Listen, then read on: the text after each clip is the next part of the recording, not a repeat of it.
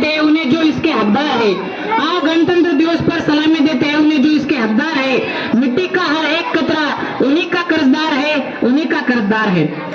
सर्वप्रथम सम्मानीय मंच को नमन करता हूँ और मंच पर विराजित आज के मुख्य अतिथि महोदय जी, आज के कार्यक्रम अध्यक्ष महोदय जी, हमारे सम्मानीय प्रधानाध्यापक जी, सभी शिक्षकगण और यहाँ उपस्थित सभी को मेरा नमन।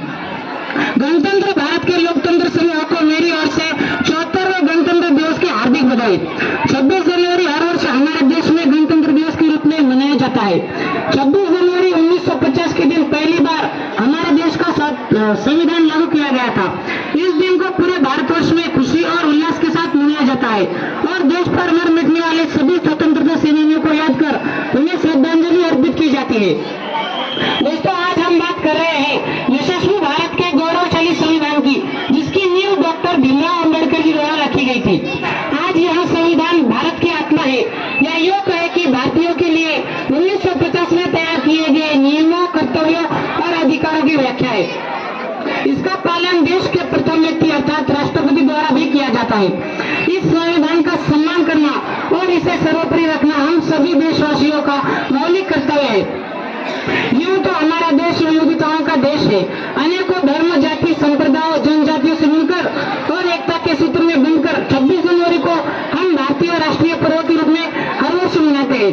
गर्व महसूस होता है हमें जब हम कहते हैं कि हमारा संविधान विश्व का सबसे लंबा और लिखित संविधान है, जिसका निर्माण बाबा साहेब द्वारा 2 वर्ष 11 महीने और 18 दिनों में पूरा किया गया था। गर्व होता है जब अनेकता में एकता के राष्ट्रीय गान का स्वर हमारे कानों में गुंजन करता है और गौरवान्वित करता है हमारा वो तिरंगा जो सदैव भारतीय होने की अनुभूति कराता है।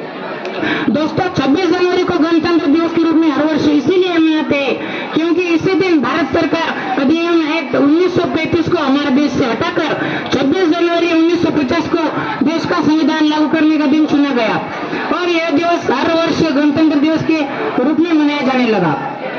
हमें गर्व है कि हम सभी इस गणतांत्रिक देश के निवासी हैं, जिसे सरल शब्दों में लोकतंत्र, प्रजातंत्र या जनतंत्र भी कहा जाता है। यानी भारत देश में हुकूमत की बागडोर केवल उसी के हाथों में सौंपी जाती है जिसे चुनने का पूर्णतः हक केवल प्रजा के पास होता है। प्रजा का कर्तव्य है कि संविधान में दिए कर्तव्यों का पालन करते हुए और अपने अधिकारों की रक्षा हेतु वो एक ऐसे प्रतिनिधि का चुनाव करे जो प्रजा हित में निर्णय ले और संविधान में जरूरी संशोधन कर उसे वर्तमान समय के अनुरूप बनाए और सदैव देश की सेवा को अपनी प्राथमिकता दे।